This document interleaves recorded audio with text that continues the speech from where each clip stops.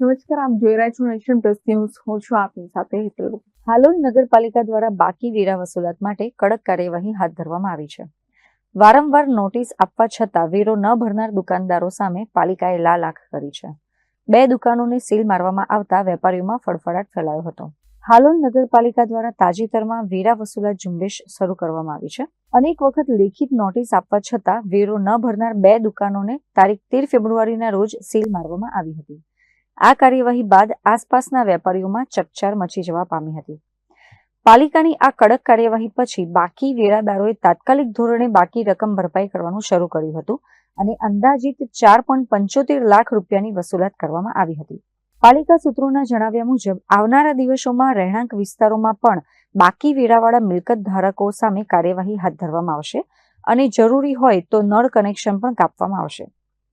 કિરણ Gohil, nation plus news, Panchmahal. સમાચારોનો સતત update મેળવવા માટે અમારી નેશન પ્લસ ન્યૂઝની યુટ્યુબ ચેનલને સબસ્ક્રાઇબ કરો, બેલ આઇકન દબાવો અને જોડાયેલા રહો ફેસબુક, ઇન્સ્ટાગ્રામ અને ટ્વિટર પર.